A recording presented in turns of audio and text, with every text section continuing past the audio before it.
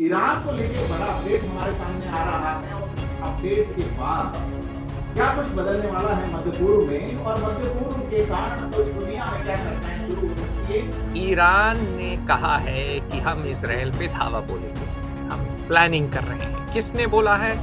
Iran के ayatollah Khamenei के सलाहकार बोले हैं। वो सलाहकार काफी नामी गिरामी आदमी हैं, अली लारिजानी हैं, और वो ये कह रहे हैं कि ईरान के ऊपर जो इजराइल ने हमला किया था, कब किया था? 26 अक्टूबर शनिवार को। तो ईरान पे धावा बोला इजराइल ने शनिवार 26 अक्टूबर, एक महीने पहले। और ये उन्होंने ऑफिशियली पहली दफे किया। देखिए, अनऑफिशियली तो इजराइल कत्लेआम करता आया है ईरान में, यहाँ तक कि ईरान के नेताओं ने कहा है कोई रात में चैन से सो नहीं सकता है।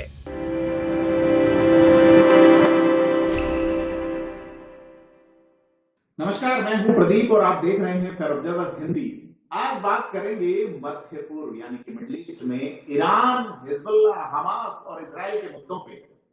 ईरान को लेके एक बड़ा अपडेट हमारे सामने आ रहा है और इस अपडेट के बाद क्या कुछ बदलने वाला है मध्य पूर्व में और मध्य पूर्व के कारण पूरी दुनिया में क्या चर्चाएं शुरू हो सकती है। इन तमाम बिंदुओं पे बात करने के लिए हमारे साथ फेयर ऑब्जर्वर के प्रधान संपादक अतुल सिंह हैं, वॉशिंगटन डीसी से हमारे साथ लाइव हैं। सर, बहुत स्वागत है आपका हमारे साथ जुड़ने के लिए। नमस्कार प्रदीप, धन्यवाद।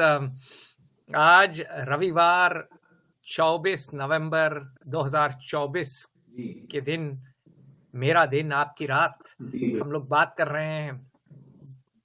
और मात्र 1 घंटे पहले हमारे बातचीत के ईरान ने कहा है कि हम इजराइल पे धावा बोलेंगे, हम सोच रहे हैं, हम प्लानिंग कर रहे हैं। किसने बोला है? ईरान के आयतुल्ला खामेनी के सलाहकार बोले हैं। वो सलाहकार काफी नामी गिरामी आदमी हैं, अली लारिजानी हैं, और वो ये कह रहे हैं कि ईरान के ऊपर जो इजराइल ने हमला किया था, कब किया था? 26 अक्टूबर शनिवार को। ठीक, तो ईरान पे धावा बोला इजराइल ने शनिवार 26 अक्टूबर, एक महीने पहले। और ये उन्होंने ऑफिशियली पहली दफे किया। देखिए, अनऑफिशियली तो इजराइल कत्लेआम करता आया है ईरान में, यहाँ तक कि ईरान के नेताओं ने कहा है कोई रात में चैन से सो नहीं सकता है। ईरानी लीडरों ने कहा है कि भाई हम रात में चैन से अपने घर में नहीं सो सकते, कहीं नहीं सो सकते ईरान में। तो ये खौफ है इजराइल का। लेकिन ऑफिशियली 1948 में जब इजराइल की स्थापना हुई थी, उससे आज 2024 तक ऑफिशियली इजराइल ने कभी धावा नहीं बोला था। और ये जो है शनिवार 26 अक्टूबर को ये प्रथा इजराइल ने अपनी तोड़ी और इजराइल ने जो है बम खूब गिराए इजरायली मिलिट्री साइट्स पे, मिसाइल साइट्स पे, और भी कुछ स्ट्रेटेजिक एसेट्स पे। अच्छा, इजराइल ने क्यों धावा बोला? भाई, इजराइल ने इसलिए धावा बोला क्योंकि मंगलवार 1 अक्टूबर को ईरान ने 181 बैलिस्टिक मिसाइल्स इजराइल पे दागी थी। तो इजराइल ने कहा कि भैया, ईरान ने अगर 181 हम पे दागी तो अब तो बनता है ना, हम भी कुछ करेंगे। हैं? आपने 1 दिया, हम 2 देंगे। तो अच्छा, दोनों के बीच प्रॉक्सी वॉर चल रही है। जैसे भारत पाकिस्तान में भी प्रॉक्सी वॉर तो है ही है। पाकिस्तान ने ऑपरेशन तुपाक किया। ऑपरेशन तुपाक में क्या था? Bleed India with 1000 cuts. Ziaul हक की आइडिया थी। और पंजाब में इंसर्जेंसी प्रमोट की, कश्मीर में की। कहा कि जहां भारत में थोड़ा सा भी असंतोष हो वहां आप इंसर्जेंसी प्रमोट करो। ये काम था आईएसआई का। ठीक है, ये काम आईएसआई का था और अच्छी तरह किया आईएसआई ने। अब लोग कहते हैं कि आरएडब्ल्यू ने भी कुछ किया है बलूचिस्तान में, ये भी थोड़ा बहुत किया आरएडब्ल्यू ने भी, पर आरएडब्ल्यू में कि वो औकात नहीं है जो आईएसआई की है, ये तो सबको पता है। पाकिस्तान वाला अंतर है सर। हाँ, ब्यूरोक्रेसी और आर्मी वाला अंतर है। हाँ देखें, वो और भी पहले आता है। इस पे हम लंबी बात इतिहास की करेंगे, क्योंकि इश्तियाक अहमद साहब जो मेरे अभिन्न मित्र हैं, उन्होंने किताब लिखी थी पाकिस्तान द गैरिसन स्टेट। वो स्वयं पाकिस्तानी और अवार्ड विनिंग जो हैं पॉलिटिकल साइंटिस्ट हैं, हिस्टोरियन हैं, स्टॉकहोम में ऑनररी प्रोफेसर हैं, दिग्गज हैं। उन्होंने जिन्ना पे भी 808 पेज की बायोग्राफी लिखी। तो इश्तियाक साहब को जो लोग भारत पाकिस्तान समझना चाहते हैं, पढ़ें, जरूर पढ़ें। और उन्होंने जो गैरिसन स्टेट की बात की कि पाकिस्तान गैरिसन स्टेट है, मैं उससे सहमत हूं, पर मैं उसको और पीछे ले जाऊंगा। मैं तो कहूंगा भाई, दिल्ली सल्तनत से 1192 से पाकिस्तान गैरिसन स्टेट रहा है। पाकिस्तान नहीं, सल्तनत। मुसलमानों में वो की एलीट में एक मिलिटरिस्टिक एलिमेंट है पूरे सब कॉन्टिनेंट में। इसीलिए बांग्लादेश में, पाकिस्तान में मिलिट्री रूल भी हुआ है।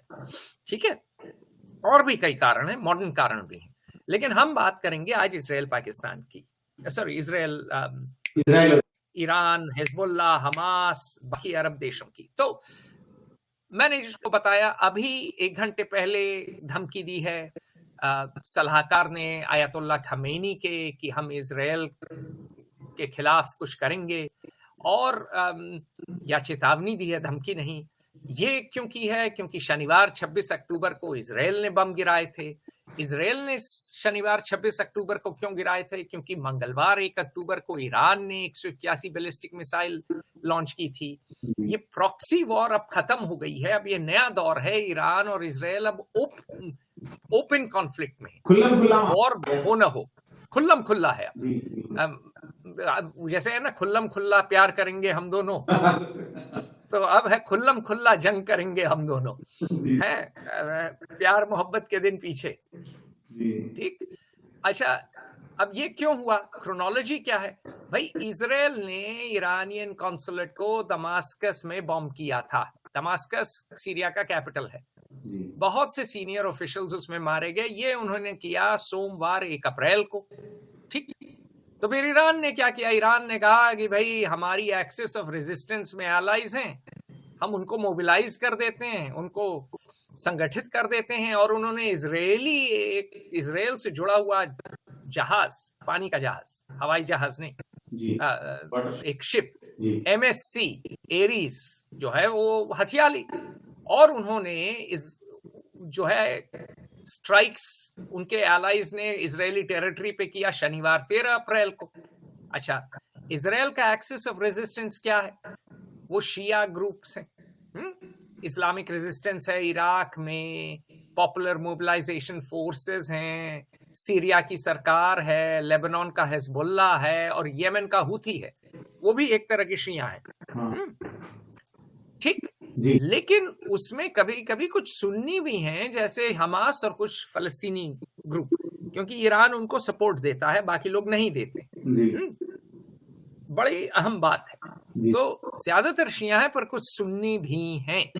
ठीक, तो फिर इन लोगों ने फिर 13 अप्रैल को स्ट्राइक किया, और उसके बाद भी हलचल करते रहे। तो इजराइल ने फिर लिमिटेड स्ट्राइक्स की टारगेट्स पे सीरिया और ईरान में। ये उन्होंने किया शुक्रवार को 19 अप्रैल को। तो उसके बाद क्या था? हर आदमी ने कह दिया कि भैया हमने अपनी इज्जत बचा ली, हमने बदला ले लिया, तो अब जो है अब कुछ नहीं है। ठीक, तो सब बढ़िया, सब चंगा। और इजराइल ने जीत घोषित कर दी, ईरान ने फतह घोषित कर दी। ईरान ने कहा कि भैया ये तो अटैक्स पिफल थे, मियर पिफल अंग्रेजी में कहते हैं, जैसे कुछ नहीं थे, चींटी बस रह गई और टेंशन कम हो गए, और प्रॉक्सी कॉन्फ्लिक्ट फिर हो गई, एक दूसरे को मारना। लेकिन क्या हुआ कि बुधवार को 31 जुलाई के दिन इजरायलियों ने इस्माइल हानिये को मार दिया, जो कि हमास के पॉलिटिकल ब्यूरो का चेयरमैन था, और इसको मारा तेहरान में, ईरान की राजधानी में। ठीक है, और ये कुछ घंटे पहले उन्होंने हिजबुल्लाह के सीनियर मिलिट्री कमांडर फुआद शुक्र को मारा। उसके बाद ये कहावत चली कि अब कोई सुरक्षित नहीं है। नहीं, उसके कहीं पहले से चल रही थी। देखिए, ईरान के न्यूक्लियर साइंटिस्ट को मारा, अच्छा, ये पिछले 10 साल से मार रहे हैं। घर में घुस के मारना इजराइल का पेशा है। हमारे यहाँ तो भाषणबाजी करते हैं विश्व गुरु हमारे नरेंद्र मोदी जी। हमारे बॉलीवुड पिक्चरों में जरूर मारते हैं घर में घुस के। हमारे बॉलीवुड पिक्चरों में बकवासबाजी है, बंडलबाजी है। हाँ। चक्कर यह है कि RAW में जाता कौन है? जिसको IAS नहीं मिलता है, जिसको शुरू में IPS नहीं मिलता है, बाद में वो जाता है जो IPS में होके या तो अपने काडर से या अपने CM से, चीफ मिनिस्टर से दुखी है। तो झूठ बोलना कोई हम लोगों से सीखे। तो बड़ी बड़ी बातें नहीं करनी चाहिए। आज तक दाऊद इब्राहिम को तो मार नहीं पाए, बड़ी बड़ी बातें करने चले हैं। 1999 में प्लेन हाईजैक हुआ था ना कांधार में, उसमें हाँ, उसमें कोई RAW को ही थे, उन्हीं को छुड़ाने के लिए सबको छोड़ दिया हमने। इजराइल ने तो किसी को नहीं छोड़ा है ना, इतने उनके हॉस्टेज है। हम लोग बॉलीवुड करते रहे, नाच गाना करते रहे, हीरोइन को गीली साड़ी में पहना के ठुमका कराते रहे, उससे ज्यादा औकात नहीं है हमारी। बातें बड़ी बड़ी, काम कम, बातें ज्यादा हमारे देश में बहुत होता है। हर आदमी जो है रागिया है, राग अलापता रहता है, रागिया। तो सीधी बात यह है कि इजराइल और ईरान की बात है कि ये तो ईरान भी काफी खूंखार है। शियाओं में तो वैसे शहीदी का पूरा आलम रहा है, इनकी संस्कृति में ही शहीदी है जी, ठीक। अच्छा, और इजराइल तो बिल्कुल ही जाबाज हैं। और होलोकॉस्ट के बाद 1945 के बाद इन लोगों ने कसम खाई कि अब हमको कोई घुटनों पे नहीं कर पाएगा, ठीक है। तो अब जैसे बताया कि फिर ईरान ने 1 अक्टूबर को स्ट्राइक किया, इजराइल ने 26 अक्टूबर को किया। खूब इजरायली वॉरप्लेन उड़ के गए 1300 किलोमीटर अपने बेसों से दूर। एयर डिफेंस फैसिलिटीज को मारा, S-300 रेडार्स खत्म कर दिए, ध्वस्त कर दिए, मिसाइल लॉन्चर्स ध्वस्त कर दिए, मिसाइल फैक्ट्री 3 प्रोविंसेस में खत्म की, एक तेहरान के पास खत्म की। और हमारे जो इंटेलिजेंस सोर्सेस हैं, जो मेरे मित्र हैं जो कि इजरायली हैं, अब आपने देखा होगा वो इंटरव्यू अंग्रेजी में जोसेफ ऑलमर्ट के साथ, जिनके की भाई प्रधानमंत्री थे, एहूद ऑलमर्ट। और जोसेफ ने कह दिया बात बात में कि हम तो खार्ग आइलैंड भी मार देंगे, हमारे पास विकल्प क्या है, खुल के। का लिंक दे दूंगा इस वीडियो में। हाँ, आपने देखा होगा इंटरव्यू, लिंक करना चाहिए हमें। तो जोसेफ साहब मेरे तो अच्छे मित्र रहे हैं कई सालों से, खुल के बोले कि भाई हम तो हमको सोर्सेस से पता चल रहा है, मोसाड के, इजरायली डिफेंस फोर्सेस के, इजरायली डिफेंस इंटेलिजेंस के फोर्सेस से, कि भाई हम तो सोच रहे हैं कि ऑयल टर्मिनल्स, मिसाइल साइट्स और न्यूक्लियर फैसिलिटीज तीनों पे स्ट्राइक करने की। और हमारा एक MI6 का मित्र, अभी हम लंदन गए थे, तो काफी उन लोगों से मिले। ये तो कोट भी जो मैंने पहना है मेरे मित्र के पिताजी का कोट है, जो कि वर्ल्ड वॉर 2 के फाइटर पायलट थे, स्पिटफायर चलाते थे, और ये उनकी टाई है। तो मैं तो उनका तो अब देहांत हो गया काफी दिन पहले, लेकिन मुझे लगता है कि मैं उनका कोट पहनूंगा तो शायद उनका ज्ञान मेरे में आ जाए, थोड़ी सी उनकी आत्मा मेरे में घुस जाए। बिल्कुल लड़ाई, वॉर और डिप्लोमेसी समझ में आए, क्योंकि वो वर्ल्ड वॉर 2 के बाद डिप्लोमेट थे। तो 1950s की है कोट और टाई। तो खैर, तो मेरा जो मित्र है पुराना MI6 का, उसने बोला यार हम लोग ये समझ रहे हैं कि Israeli prime minister Benjamin Netanyahu Kharg island पे स्ट्राइक कर सकते हैं। ईरान का जो ऑयल टर्मिनल है स्ट्रेट ऑफ हॉर्मुज में, वो स्ट्रेट ऑफ हॉर्मुज देखिए आप मैप पे, और उसमें खार्ग आइलैंड देखिए, वो तो बड़ा वल्नरेबल है, तो स्ट्राइक करना बड़ा आसान है। अच्छा, और उसने कहा कि और टारगेटेड किलिंग्स तो खैर IDF की, इजरायली डिफेंस फोर्सेस के स्पेशल फोर्सेस की स्पेशलिटी है। तो ये IRGC जानते हैं आप क्या साहब? नहीं सर, नहीं जानता। अच्छा, ये इस्लामिक रेवोल्यूशनरी गार्ड कोर है ईरान का, elite of the elite of the elite है साहब जी, ठीक है। तो IRGC के की पर्सनल और IRGC Islamic revolutionary guard core, ये इनका क्रेम दे ला क्रेम है। मतलब बिल्कुल जैसे कहिए कि एकदम मक्खन मलाई है ईरान का, और ये रेवोल्यूशन के प्रेटोरियन गार्ड हैं। रोम में जैसे होता था ना एम्परर के चारों ओर प्रेटोरियन गार्ड, तो ये वो सिपा सलार हैं जानिसार, जैसे उस्मानिये सल्तनत की, ऑटोमन सल्तनत के जानिसार होते थे, वैसे हैं ये। तो उन्होंने बोला इनके टॉप लोगों को टपकाएं, और इसराइल ने टपकाया था बगदाद में पहले भी, ठीक है। बगदाद में जो इनका जो जाबाज था ईरान का, इसराइल ने नहीं टपकाया था, मैं गलत बोल गया, अमेरिका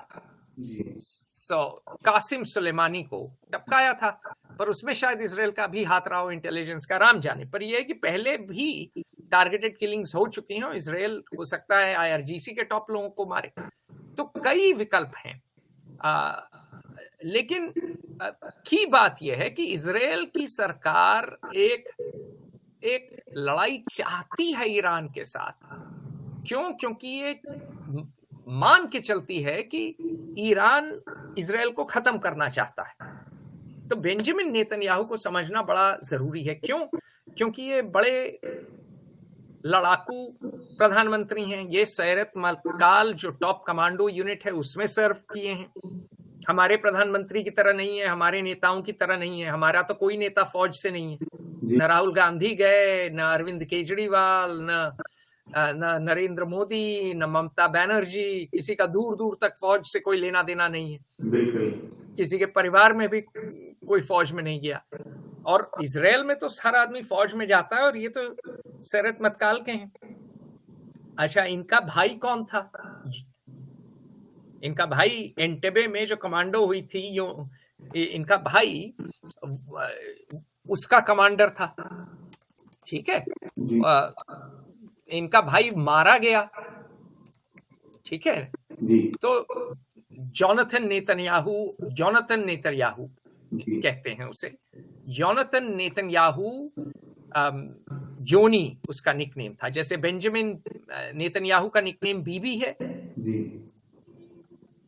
जोनाथन नेतन्याहू का निकनेम योनी था, और योनी मारा गया था एंटेबे में जुलाई 4, अमेरिका के आजादी का दिन 1976, ठीक है। ये सैरत मत्काल का कमांडर था, और जब प्लेन हाईजैक हुआ था,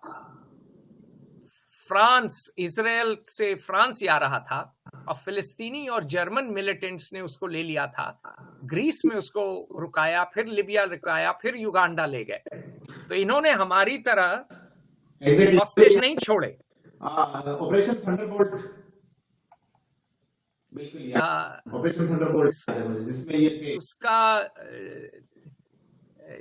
उसका नाम क्या था ये मुझे याद नहीं है, लेकिन आपने सही कहा, मैं काफी अरसा हो गया मैंने वो किताब पढ़ी थी। जी, और 1976 के अंदर जो एंटेबे एयरपोर्ट पे हुआ था, जिसमें योनाथन नेतन्याहू मारे गए थे इनके बड़े। हाँ, बिल्कुल। थंडरबोल्ट का बड़ा चर्चित ऑपरेशन माना जाता है उसको, मोसाद का सबसे बड़ा ऑपरेशन माना जाता है उसको। नहीं, मेरे ख्याल से उसका नाम ऑपरेशन एंटेबे था साहब। खैर, नाम गया लेने, लेकिन बड़ा गजब ऑपरेशन था। तो उसमें मारे गए। तो बीबी का तब से कोई भरोसा नहीं है फलस्तीनियों पे, और बीबी का बड़े कट्टर किस्म के आदमी है, गुस्सैल हैं, और ये मसल देना चाहते हैं दुश्मन को। तो इनमें जैसे वो है ना, गैंग्स ऑफ वासेपुर में हमारी जिंदगी का एक मकसद है बदला, तो बीबी नेतन्याहू के लिए ये पूरी तरह लागू होता है। जी।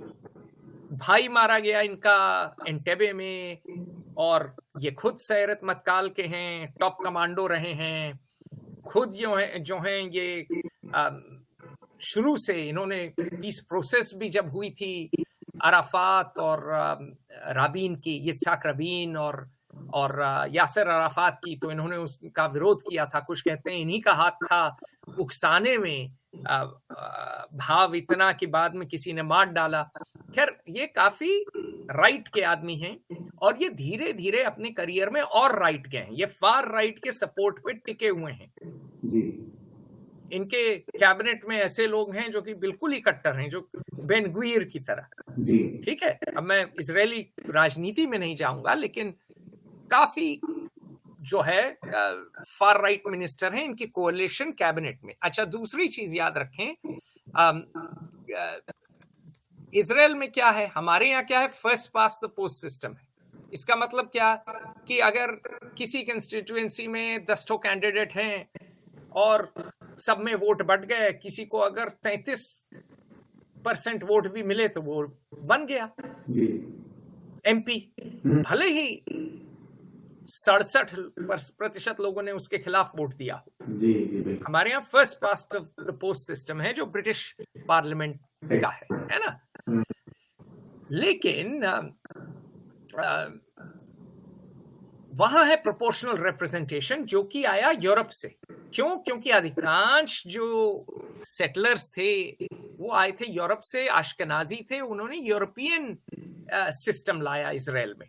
तो इजराइल में विचित्र है, ब्रिटेन का कॉमन लॉ भी है क्योंकि ब्रिटिश कॉलोनी रही है, अनरिटन कॉन्स्टिट्यूशन है ब्रिटेन की तरह, लेकिन साथ में एक यूरोपियन सिस्टम है।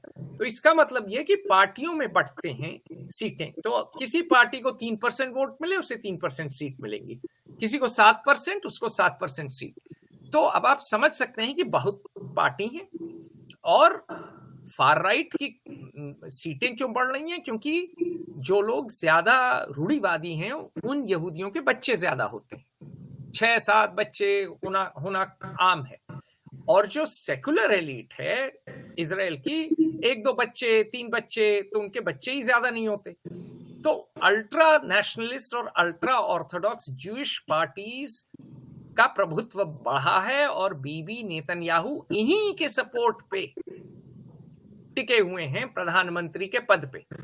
और ये जो है 6ठे दफे लौट के आए हैं प्रधानमंत्री बनने, जबकि करप्शन ट्रायल है। अफवाह यह है कि इनकी बीवी बड़ी लालची है, तो मजाक में लोग कहते हैं कि बीवी की बीवी इतनी लालची है इसीलिए फंस गए हैं सारे करप्शन स्कैंडल में। और इनका मानना यह है कि सेटलमेंट खूब करो वेस्ट बैंक में, स्टेटहुड न मिले। अच्छा, कौन है लोग, मतलब कौन कौन से लोग हैं इनके, बेनगुइर का तो नाम मैंने लिया, ठीक है। और उसके बाद जो हैं बेलाजेल स्मोट्रिच है जो कि वेस्ट बैंक में है, जो कि इंटरनेशनल लॉ के हिसाब से लीगल सेटलमेंट है।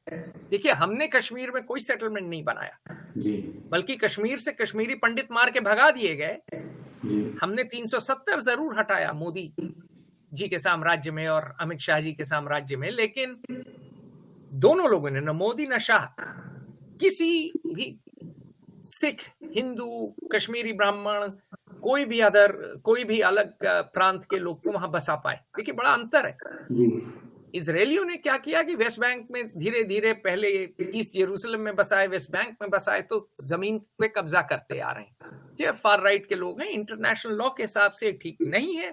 इजरायलियों का मानना है कि ये हमारा होली लैंड है, तो करते आ रहे हैं। इस वजह से रंजिशें बढ़ती जा रही हैं। और इजरायली ने सोचा कि उन्होंने खत्म कर दिया था फलस्तीनियों को, लेकिन अक्टूबर 7 को 2023 को, एक साल पहले, पता है आपको हमास ने क्या किया, है ना। तो अब क्या हो रहा है कि उस अक्टूबर 7 के बाद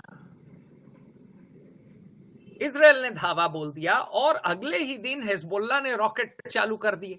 तो नॉर्दर्न इजराइल में कई 120,000 इजरायली या इसी तरह का आंकड़ा है कि लोग भाग गए अपने घरों से उन रॉकेटों से बचने के लिए।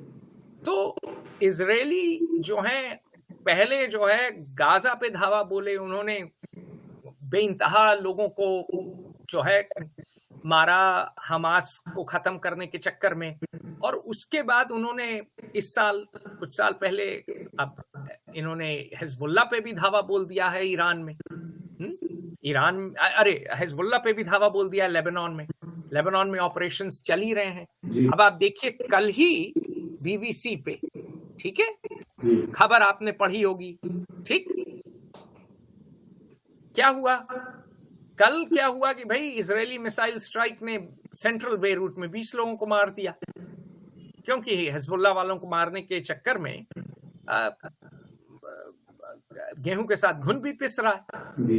तो अब इजराइल ईरान से भी हमास से भी लड़ रहा है, हिजबुल्लाह से भी लड़ रहा है।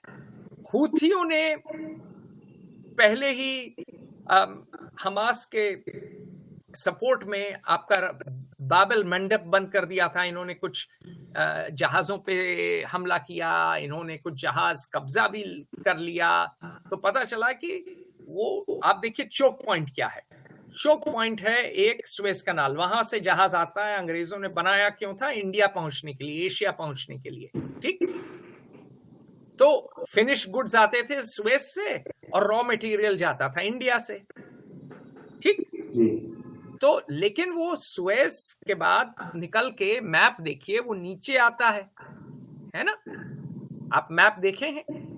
ठीक है, तो आप मैप देखिए, मैं यही दिखा रहा हूं, ये देखिए, ये मैप है मेरे पास।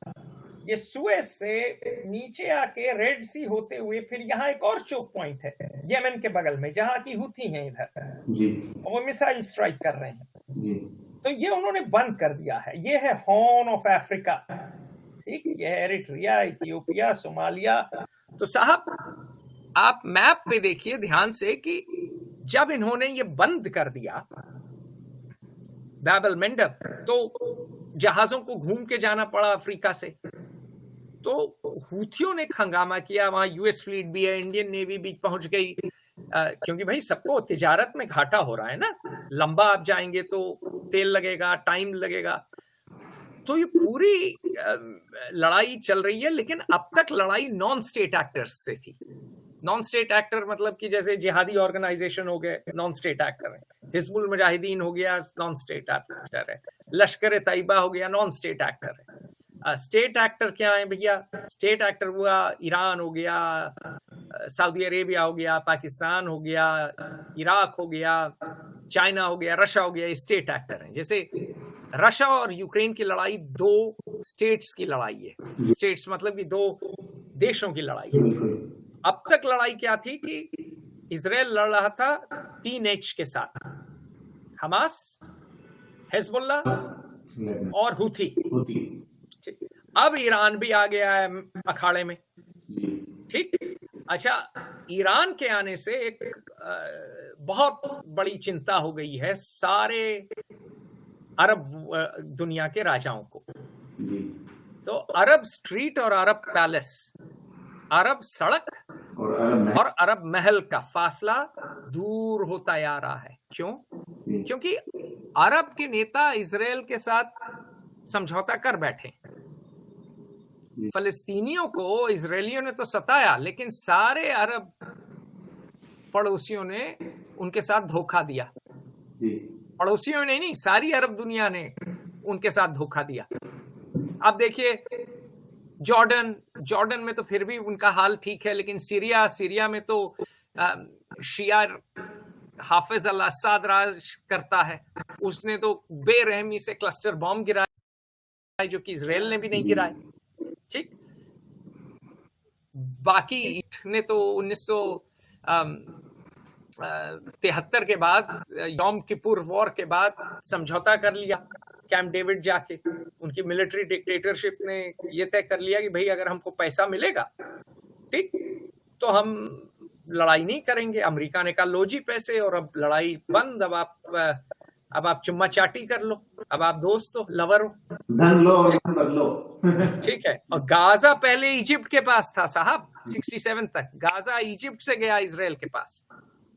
तो सारे के सारे अरब देश धीरे धीरे कहे कि भाई फिलिस्तीनी को उन्होंने कहा कि भैया आप अपना देखो, अपना काम बनता, भाड़ में जाए जनता।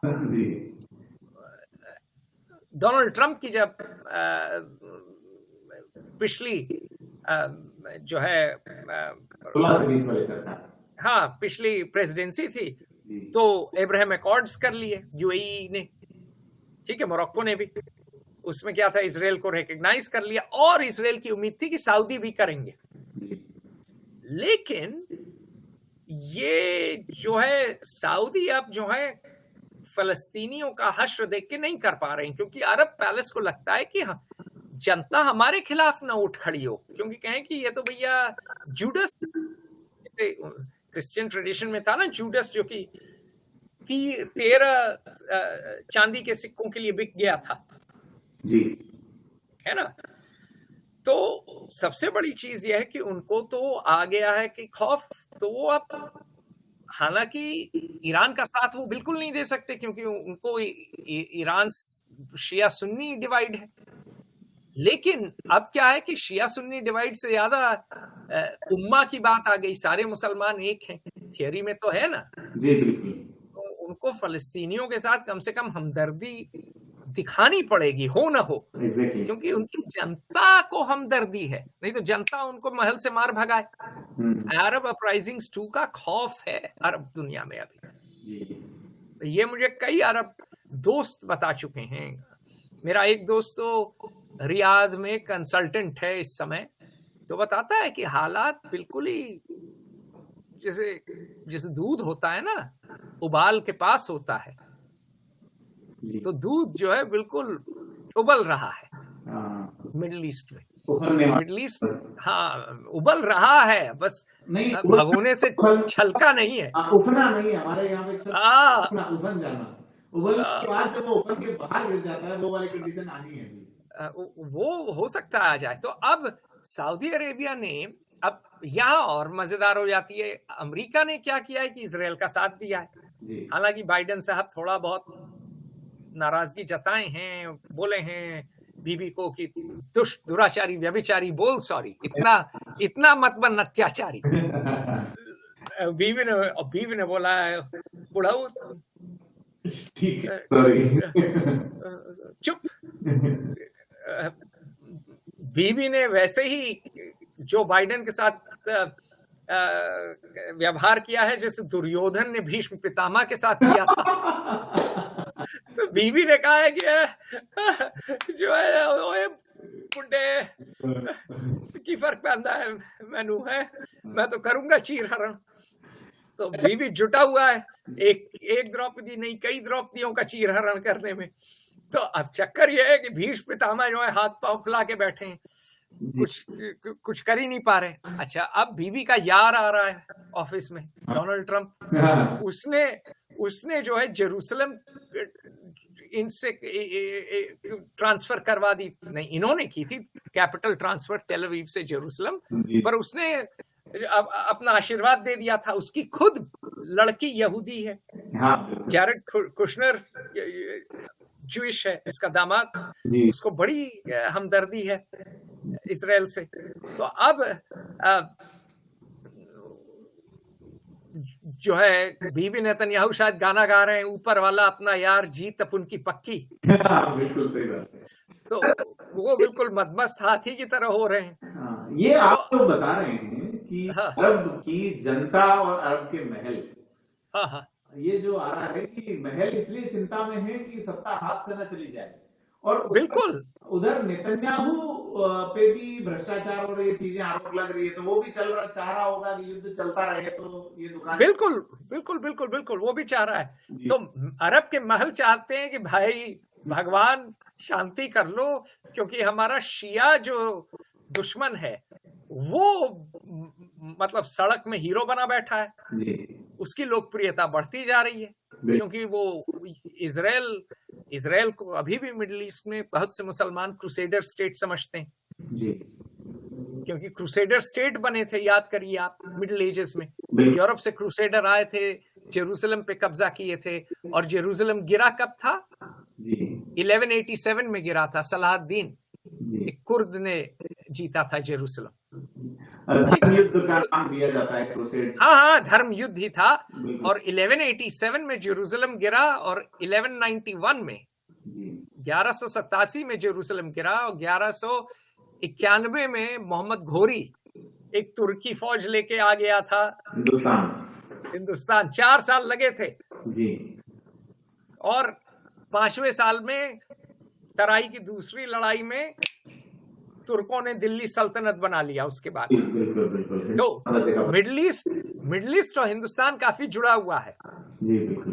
और इस्लामिक रेडिकलाइजेशन इससे हो रहा है कि लोग गाजा हमास को देख के, हिंदुस्तान में बहुत से लोग इंस्पायर्ड हैं। मेरे इजरायली दोस्तों ने बताया है, जो कि इजरायली स्पेशल फोर्सेस के रह चुके हैं, शिन बेत के रह चुके हैं, मोसाद के रह चुके हैं, कि थ्रेट्स इंडिया के खिलाफ भी बढ़ रहे हैं, वो पिकअप कर रहे हैं जी। तो ऐसा माना जाए एयरपोर्ट्स वगैरह में। अगर हम 1187 का आपने बताया कि जब वहां बदलाव हुआ और उसके 4 साल में वो बदलाव भारत पहुंच गया, तो ये जो युद्ध है उस पे बाद में आते हैं, पहले ये कहानी खत्म करते हैं जी। तो मिडिल ईस्ट में बहुत से मुसलमान इजराइल को क्रूसेडर स्टेट समझते हैं, और चूंकि आयतुल्लाह खमैनी, अली खमैनी और उनकी जो है मुल्लाओं की जो रेजीम है, सरकार है, वो खड़ी है इजराइल के खिलाफ, बिल्कुल झंडा फहरा के अपना। इसलिए ईरान की पॉपुलैरिटी इस समय काफी है, लोकप्रियता काफी है, और जो अरब के शेख हैं उनकी नहीं है। तो जॉर्डन में अगर आप देखिए वीडियो आ रहे हैं, लोग पूरे के पूरे जो है सड़कों में, गलियों में, पूरे शहर में लाखों लोग खड़े हैं और कह रहे हैं हम हमास, हम एक एक कतरा खून का दे देंगे अल अक्सा के लिए, जो कि मस्जिद है जेरूसलम में। तो फिर से एक धर्म युद्ध का माहौल खड़ा हो गया है, और उस वजह से अब मैं आया बात ईरान और सऊदी अरेबिया की। ईरान और सऊदी अरेबिया में कांटे की दुश्मनी रही है। क्यों? क्योंकि 1979 में ईरान में हुआ रेवोल्यूशन, पहला इस्लामिक रेवोल्यूशन, और मुल्लाओं का राज आ गया। उसी साल मक्का में भी गनमैन पहुंच गए थे, हॉस्टेज ले लिया था। सऊदी सिपाही पाकिस्तानी सिपाहियों के साथ उनसे लड़े थे जी। और सऊदी अरेबिया को हमेशा खौफ रहा है कि जिस तरह मुल्लाओं का राज ईरान में आ गया, उस तरह मुल्लाओं का राज हमारे यहाँ आ जाएगा। और शिया सुन्नी भी है उसमें। तो एक तो है रेवोल्यूशनरी रेजीम और रॉयल रेजीम की लड़ाई, तो एक फॉल्ट लाइन वो है, एक दरार वो है। दूसरी दरार है शिया सुन्नी, तीसरी दरार है एथनिसिटी। ठीक है, एथनिसिटी मतलब कि रेस समझ लीजिए, अलग कौम समझ लीजिए। ईरान और अरब फारसियों को आज तक ये गरूर है कि हम सबसे सिविलाइज्ड हैं, हम सबसे सुसंस्कृत लोग हैं इस इलाके के। हमको आता है शेरो शायरी, हमको आता है हमको आती है नफासत, हमको है तालीम। ये अरब तो कबीले वाले हैं, रेगिस्तान में फिरते हैं, इनको क्या पता है। अरब को लगता है ये ईरानी तुम बिल्कुल जो है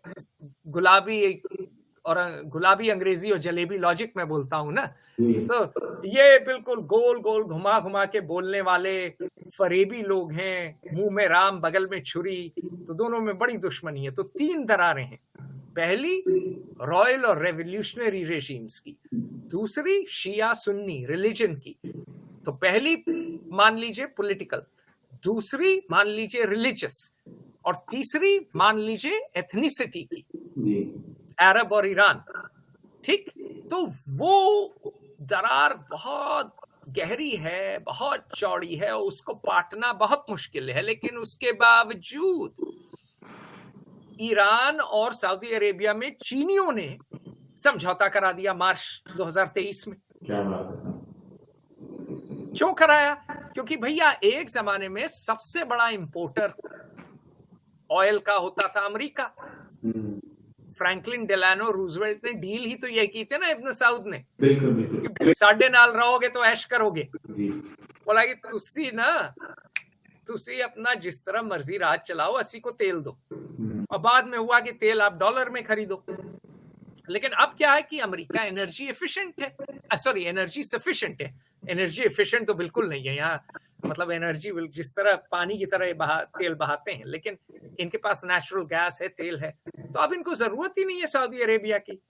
आज के दिन सऊदी अरेबिया और ईरान के तेल का सबसे बड़ा ग्राहक कौन है प्रदीप बाबू? चीन। तो भाई आपका सबसे बड़ा ग्राहक बोल रहा है ओ जी तुसी ना लड़ो ना, तेल का दाम बढ़ जाएगा। इंडिया भी यही चाहता है कि ये न लड़े, क्योंकि इंडिया में भी अगर लड़ाई हुई ना मिडिल ईस्ट में, सारी हमारे यहाँ तेल वहीं से आता है, महंगाई जो हमें आसमान छू जाएगी, बुरा हाल हो जाएगा लोगों का। 100 रुपए बार तो अभी भी है पेट्रोल। हाँ मतलब 200 का हो जाएगा। मान लीजिए अगर खार्क में इजरायलियों ने बम गिरा दिया तो ईरान थोड़ी चुप बैठेगा, हो ईरान हो सकता है सऊदी उड़ा दे, तो सऊदी तो नहीं चाहते हैं, लेकिन अगर ईरान ने उड़ा दिया तब क्या होगा। अच्छा इजराइल ने क्यों किया था ये अटैक? इन्होंने कहा कि हम 3 चीज करेंगे, हम अटैक करेंगे, ईरान और उनके प्रॉक्सियों को कर देंगे खत्म। खैर काफी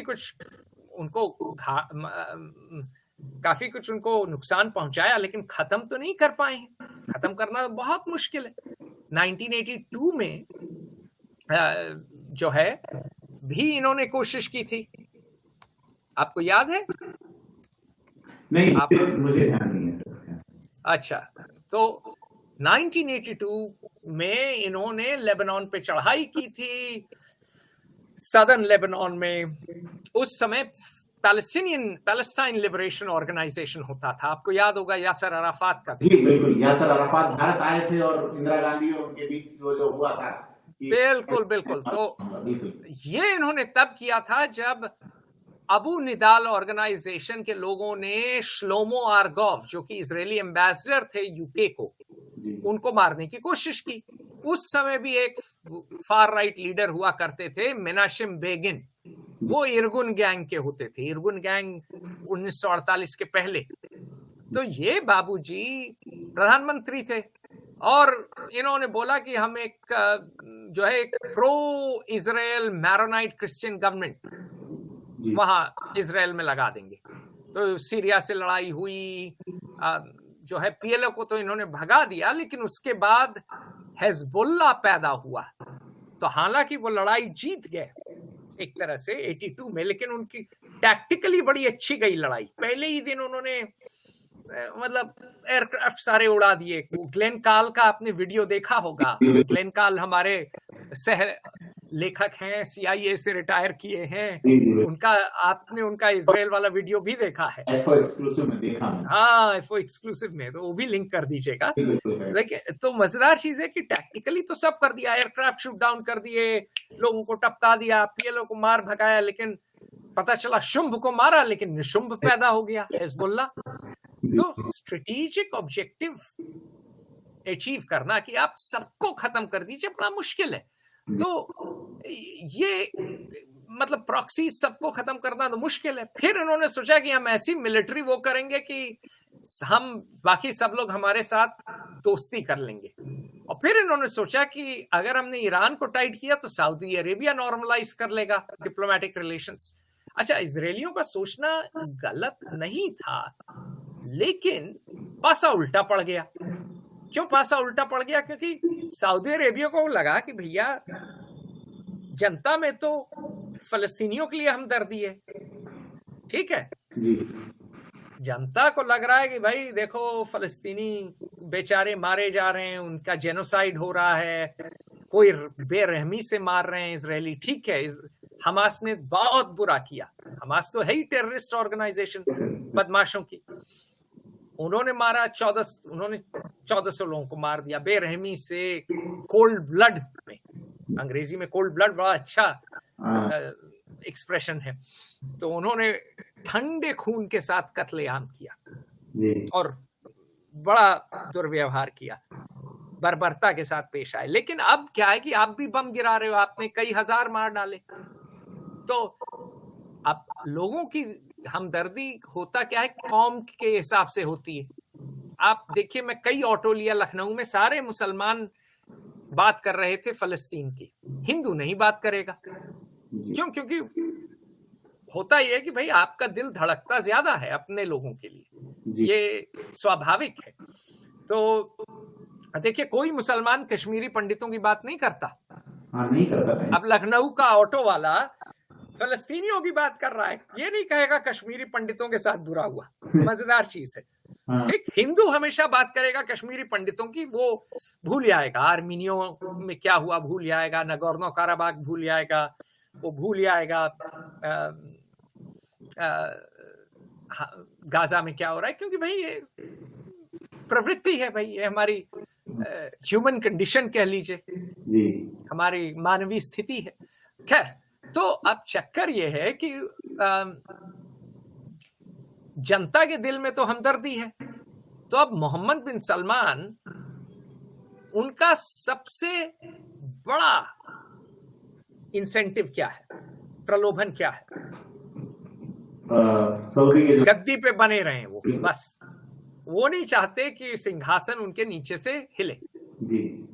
ठीक है साहब, तो वो चाहते हैं कि वो आजीवन मरते दम तक, आखिरी सांस तक राजा रहें।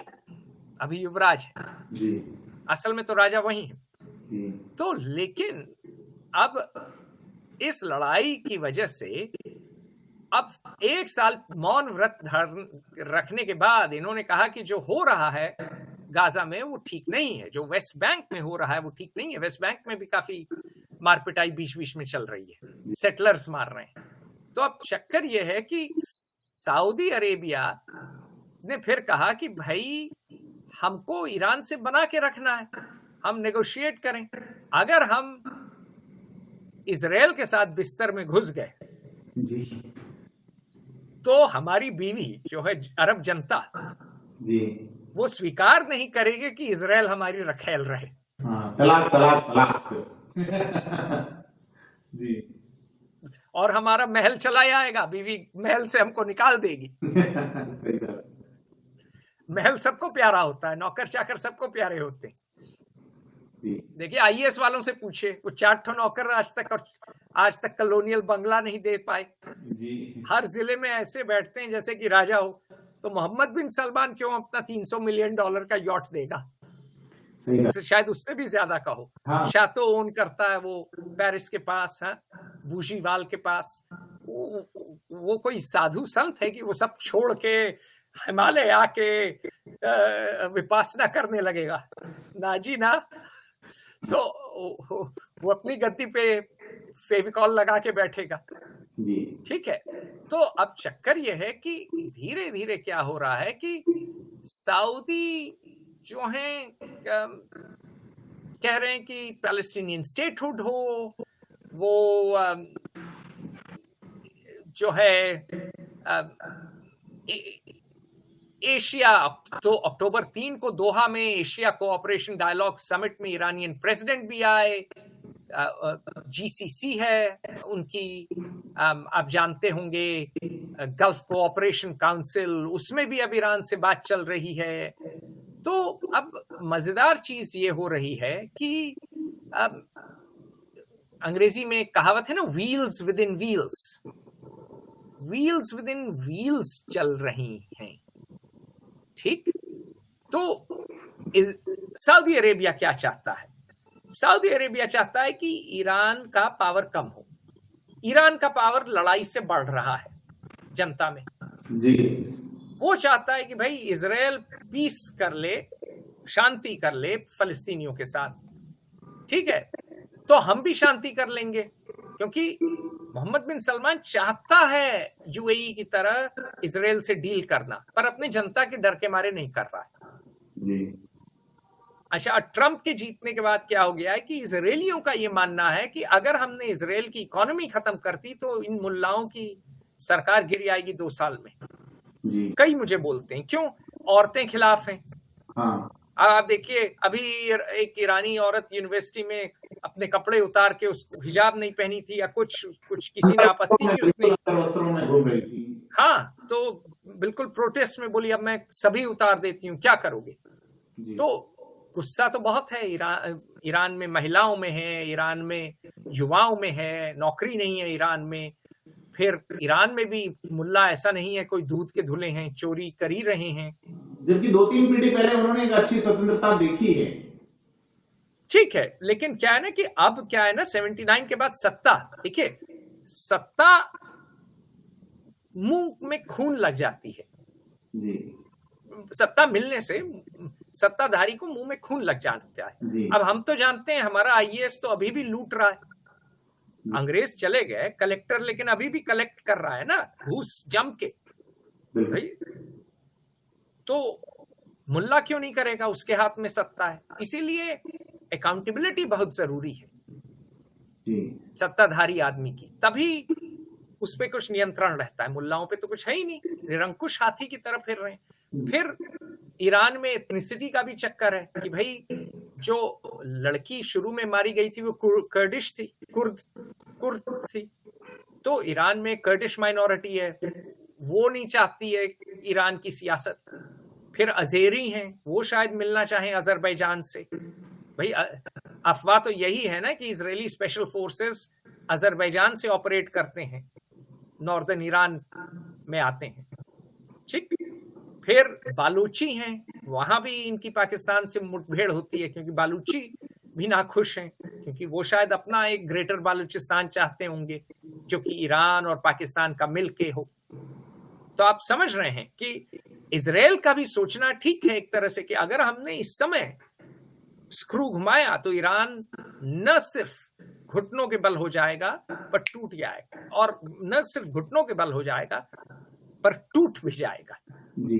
तो हर आदमी शतरंज अपनी चाल चल रहा है, लेकिन मजेदार चीज यह है कि शतरंज की बिसात पे मोहरे ही नहीं बदल रहे हैं, शतरंज की बिसात भी बदल रही है वक्त के साथ।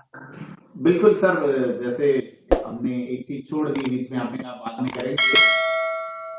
1187 में जब बिल्कुल वो, उसके बाद 93 में 4 साल का जो वक्त लगा, अब क्या लग रहा है दुनिया बहुत तेज है, अगर परिस्थितियां बनती है क्रूसेड्स जैसी।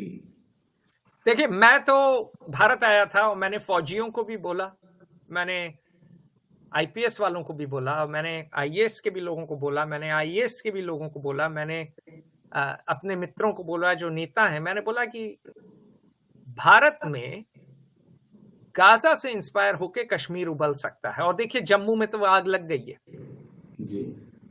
पाकिस्तान जरूर, आईएसआई जरूर हस्तक्षेप कर रहा है, एक नई तरह की इंसर्जेंसी है अब जम्मू में। मेरे जो मित्र हैं जो कि कंपनी कमांडर हैं, कैप्टन वैप्टन हैं, उनको सबसे अच्छा पता होता है। जनरल तो गोल्फ खेलता है, थोड़ा सा शाहे बेखबर हो जाता है भारतीय सिस्टम में, लेकिन कप्तान कंपनी कमांडर है, उसको पता होता है। वो बता रहे हैं साहब क्या होता है, ये जाते हैं, एक्शन करते हैं, स्टील के बुलेट वगैरह इस्तेमाल करके मार के, फिर बिल्कुल कोई रेडियो साइलेंस रहता है, कुछ पता ही नहीं चलता है क्या करना है। ड्रोन से आर्म्स आ रहे हैं, अब फौज डाली है, लेकिन जम्मू में तो मार के इन्होंने हिंदू सिखों को भगा ही दिया है सब। डोडा, जम्मू, किश्तवाड़। तो सीधी बात यह है कि हालात तो अच्छे नहीं हैं, और कश्मीर में खूब इन्वेस्टमेंट गया है, निवेश काफी गया है, कश्मीर में इंफ्रास्ट्रक्चर बहुत बनाया है, सरकार ने बड़ी मेहनत की है, लेकिन सरकार एक चीज भूल गई है कि पैसा जरूर डाल सकते हैं ये, लेकिन वहां अभी भी, अब जाके इलेक्शन हुआ, इलेक्शन भी हार गए, लेकिन अभी भी खुमार तो है। तो कश्मीर अभी भी उबल सकता है, और कश्मीर से ज्यादा मैं बार बार कहता हूं कि जो रैडिकल इस्लामी एलिमेंट है, अब जैसे हिंदुस्तान में, पाकिस्तान में, बांग्लादेश में, अभी मैं बांग्लादेश की एम्बेसी में आर्म फोर्सेस डे में गया, न मुजीबुर रहमान की फोटो थी न शेख हसीना की थी। शेख हसीना की तो समझ में आती है, उन्होंने मुजीबुर रहमान की भी उड़ा दी, और उसी समय तोड़ दी गई। हाँ, फाउंडर, ये मैं 2-3 दिन पहले की बात है। और मजेदार चीज ये है कि बहुत से लोग खुदा हाफिज बोलते हैं, लेकिन काफी खासकर यंगस्टर सब अल्लाह हाफिज बोलते हैं जी। इसमें आप ध्यान दीजिए, जो कि कभी अरब नहीं बोलते जी। ये नई बीमारी है पाकिस्तान से लेकर बांग्लादेश। तो और ये बहुत बड़ा मेरे लिए लिटमस टेस्ट होता है जी। कि आपका, देखिए, फारसी हिंदुस्तान की जबान रही है 1192 से, 1192 से उत्तर भारत की। क्यों? क्योंकि भाई तुर्क आए, लिखते पढ़ते नहीं थे, तो फारसियों ने बोला जी तुसी ना घोड़ा चलाओ, लड़कियां उठाओ जी, अलाउद्दीन खिलजी की तरह। आसी ना सारे वो टैक्स कलेक्ट कर लेंगे, तुसी आराम करो।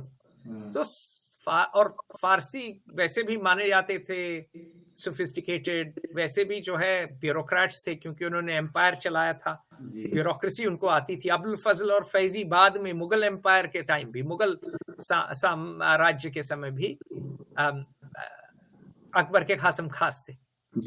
शाहजहां बना किसके लिए? एक ईरानी औरत के लिए। नूरजहां कौन थी? ईरानी थी। ईरानियों, हालांकि एक सुन्नी सल्तनत या एक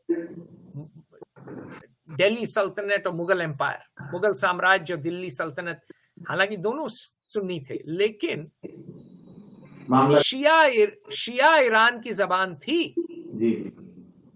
ऑफिशियल लैंग्वेज। उर्दू आई है फारसी से। तो आप सोचिए 800 साल का इतिहास यूं बदल गया है। खुदा हाफिज से अल्लाह हाफिज सब हो गए। क्यों? अरब पैसा आया तो अब अरब की ओर हो गए। हिंदुस्तानी मुसलमान, एक मेरे मित्र हैं ना,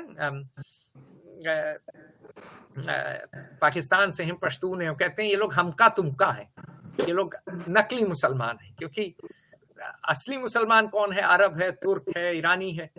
और हिंदुस्तान में भी जो एलीट फैमिली के अशरफ मुसलमान है वो शादी थोड़ी करते हैं। जो सैयद है वो थोड़ी शादी करता है किसी जुलाहे से, है जी, नहीं करते सर। पश्तून थोड़ी शादी करेगा किसी जो है कसाई की लड़की से। तो असलियत यह है कि हिंदुस्तान, पाकिस्तान, बांग्लादेश में शेख मुजीबुर भी कौन थे? शेख मुजीबुर शेख थे, वो 14वीं शताब्दी के किसी अरब के लड़के थे, अरब शेख के लड़के थे। ठीक। रॉबर्ट क्लाइव 1757 में बंगाल जीता, और बंगाल पे राज कौन कर रहा था? अलीवर्दी खां था, नजफ से। नजफ कहाँ है? इराक। वो क्या था? शिया था, एक शिया दरबार चला रहा था वो बंगाल में। तो सीधी बात यह है कि रेडिकलाइजेशन, चूंकि भारत, पाकिस्तान और बांग्लादेश का मुसलमान देखता है मक्का की ओर, और चूंकि तेल आ गया है अरब वर्ल्ड में, तो और चूंकि खासकर खिलाफत मूवमेंट के बाद 1919 के बाद आइडेंटिटी बहुत उनकी, और पॉलिटिकल आइडेंटिटी बहुत कुछ मिडिल ईस्ट से इंस्पायर होती है। आप देखिए बिहार के किसी गांव में सारे बच्चों का नाम उन्होंने सद्दाम हुसैन रख दिया था।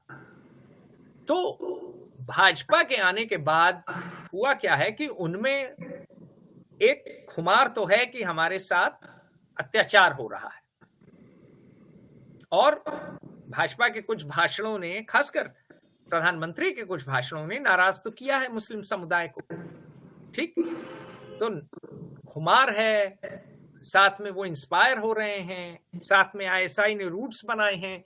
अब आप देखिए कि बहुत से जगह रेलवे क्रॉसिंग इत्यादि के पास मस्जिदें खड़ी हो गई हैं। तो एक रेडिकलाइजेशन का डर हिंदुस्तान में है, और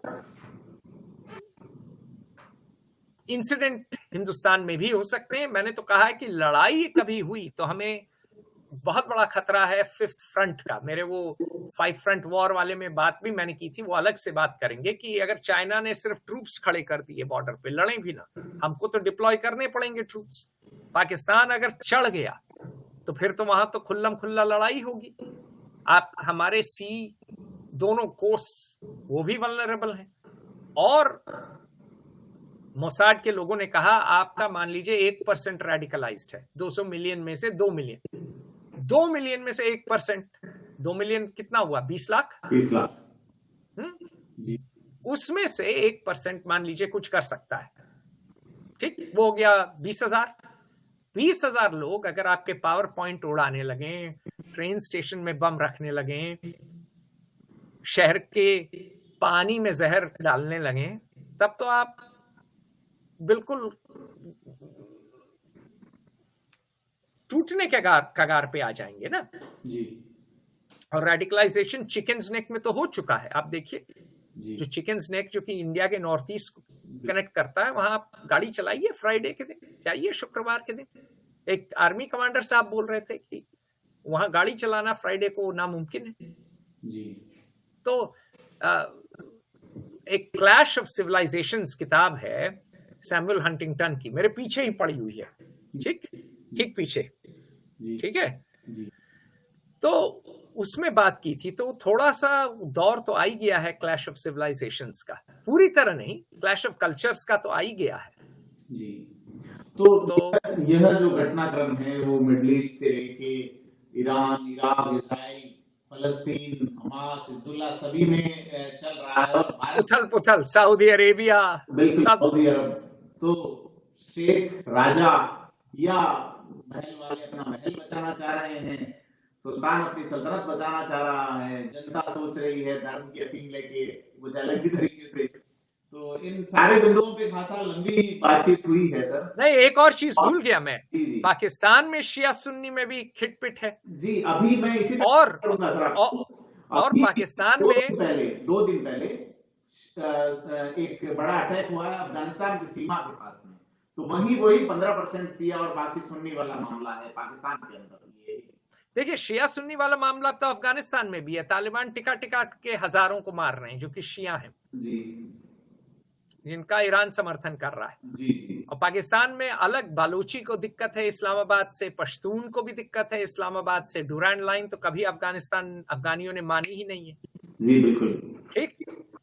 सिंधी तक थोड़ा, सिंधी ज्यादातर खुश हैं, लेकिन सिंधियों को भी पंजाबियों का जो धौंस है वो पसंद नहीं है। पंजाब में पंजाबियों की चलती है ना। जी। बलूचिस्तान का तो ये भी कहा जाता है कि जिन्ना के भाषण का वो उल्लेख करते हैं कि ये तो एक अलग ढांचा देना था।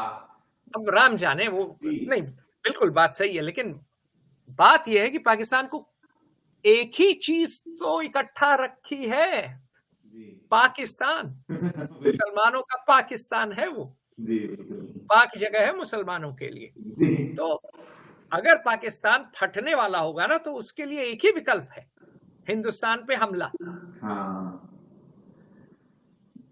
और पाकिस्तानी फौज बिल्कुल लड़ सकती है, उनकी इकोनॉमी न लड़ पाए, उनकी इकोनॉमी भले ही हो ना हो, इकोनॉमी तो हमास की भी नहीं है, हिजबुल्लाह की भी नहीं है। इसराइल की इकोनॉमी देखिए सर, जिसके पास इकोनॉमी होती है वो लड़ता थोड़ी है। ये बात सच नहीं है पूरी तरह। कुछ देश ज्यादा लड़ाकू होते हैं, कुछ देश कम। हमारे देश तो खैर लड़ाकू हैं ही नहीं। हमारे यहाँ शुरू से, इस पे लंबी बात करेंगे, शुरू से नेहरू जी के समय से, जवाहरलाल नेहरू के समय से ये खौफ था कि फौज कू करके बैठ जाएगी, क्योंकि बहुत से देशों पे किया। तो हमारे नेताओं ने, नेहरू चाचा से लेकर मोदी मामा ने, सब ने फौज को सौतेले बच्चे की तरह रखा है ना खाना देते हैं, जैसे सौतेले बच्चे को आप दूध नहीं देते हो, मक्खन मलाई नहीं देते हो, सबका, लेकिन उसे न्यूट्रिशन नहीं देते। हाँ, आप सौतेले बच्चे को सौतेला ही रखते हो। सारे नेताओं का सगा IAS है, बस बाकी सब सौतेले। तो इसीलिए कभी वाकई जंग हुई तो हिंदुस्तान के लिए मुश्किल हो सकती है, क्योंकि 5 फ्रंट की वॉर हो सकती है और 5th कॉलम हो सकता है आपके यहाँ जिहादी। चर्चा करेंगे सर उसके 5 फ्रंट वॉर के बाद में किसी स्पेशल वीडियो पे। अंग्रेजी में हमने आपका 5 फ्रंट वॉर वाला वीडियो देखा है, तो उसमें अपनी डिटेल वीडियो और बनाएंगे। इस बिंदु पे आप कुछ और प्रकाश डालना चाहें तो सर? नहीं, काफी अच्छी बात हुई भाई। मैं ये कहूंगा कि मिडिल ईस्ट जो है पे आंख रखिए, क्योंकि डोनाल्ड ट्रंप के आने के बाद हो सकता है अब बीबी नेतन्याहू बिल्कुल ही ईरान को तोड़ने की कोशिश करें, और अगर उन्होंने तोड़ने की कोशिश की तो पूरे विश्व में महंगाई होगी, काफी उथल पुथल होगी। हो सकता है अमेरिका के लिए बड़ा अच्छा हो, क्योंकि अमेरिका एनर्जी इंडिपेंडेंट है। मिडिल ईस्ट जो है का काफी बुरा हाल हो, लेकिन भारत के लिए भी काफी कठिनाई होगी अगर लड़ाई हुई, क्योंकि भारत को बहुत बड़ा फायदा हुआ है रूसी तेल डिस्काउंट पे खरीदने से। अगर रूस और यूक्रेन की लड़ाई बंद हो गई तो वो डिस्काउंट नहीं मिलेगा, और अगर लड़ाई हो गई तो तेल के दाम बढ़ेंगे और महंगाई आसमान छू जाएगी। तो ये एक बहुत बड़ा दुष्प्रभाव सिर्फ भारत के लिए नहीं, हर एनर्जी डिपेंडेंट कंट्री के लिए है। जो भी तेल गैस इंपोर्ट करता है उसके लिए कष्ट का समय आ सकता है। जियोपॉलिटिकल रिस्क बढ़ता चला जा रहा है। FOI हमारा एक जियोपॉलिटिकल रिस्क एक अलग से कंपनी है, वो लिंक्डइन पे उस पे ग्राफ वाफ आप लोग देखें तो ये सब चीजें हम उस पे एनालिसिस कर रहे हैं, और हम बुलाएंगे विक्रम सूद साहब जो पुराने रॉ चीफ हैं, उनसे भी वार्तालाप करेंगे, और मनु शर्मा जो हमारे FOI के पार्टनर हैं उनसे भी करेंगे। तो फेयर ऑब्जर्वर तो आपको बहुत कुछ ज्ञान देता है, और FOI के विशेषज्ञ भी पकड़ के लाएंगे, वो और ज्ञान देंगे। तो जिसे कहते हैं ना कि see under the surface and around the corner, जी बिल्कुल, पानी के नीचे और कोने के उस ओर क्या है, उस पे जरा जो है नजर डालने की कोशिश करेंगे हम लोग। जी सर, पानी के अंदर कोने के उस ओर नजर डालने की कोशिश करते हैं, करते रहेंगे।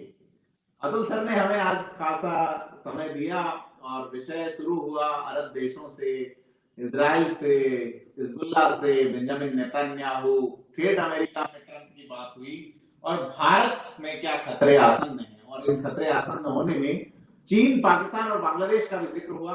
और भी हम ऐसे ही वीडियोस आपके लिए लाते रहेंगे, जानकारियों से भरे हुए। आपसे अपील है कि फेयर ऑब्जर्वर हिंदी को अगर आपने अभी तक सब्सक्राइब नहीं किया है तो सब्सक्राइब जरूर करें, और अपनी अमूल्य राय हमें कमेंट बॉक्स में बताएं कि वीडियो में आप और क्या देखना चाहते हैं। अतुल सर, बहुत धन्यवाद आपको हमारे साथ जुड़ने के लिए, अपना अमूल्य समय देने के लिए। Thank you sir. नमस्कार।